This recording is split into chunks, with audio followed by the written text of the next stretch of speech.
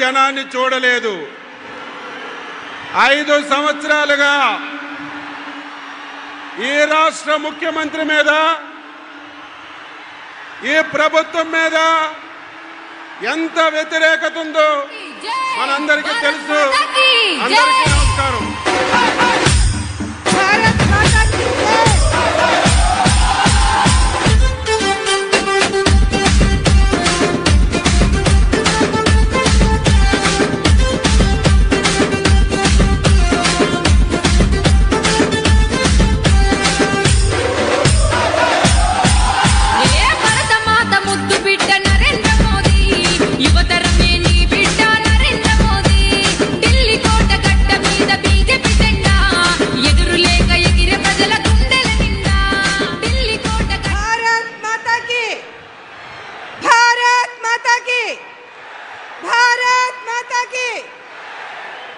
నరేంద్ర మోడీ గారి నాయకత్వం, నరేంద్ర మోడీ గారి నాయకత్వం.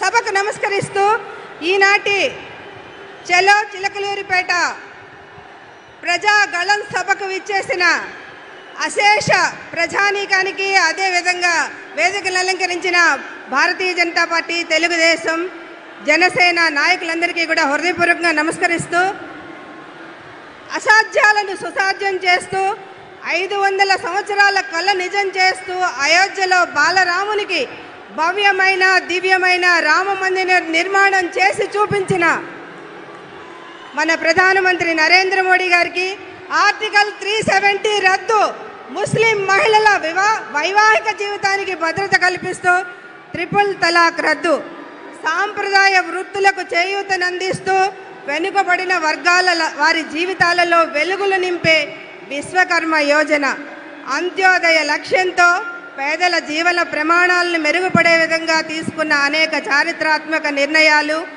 సంక్షేమ పథకాలతో ప్రజల హృదయాలలో సుస్థిర స్థానం సంపాదించుకున్న మన ప్రియతమ ప్రధానమంత్రి నరేంద్ర మోడీ గారి వేదికపైకి విచ్చేసి ఉన్నారు. వారికి స్వాగతం, సుస్వాగతం.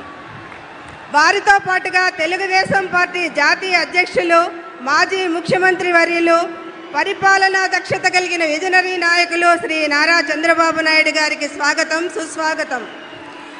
ప్రశ్నించే గళం వెరుపన్నది ఎరగదని నిరూపించిన జనసేన అధ్యక్షులు, పవర్ స్టార్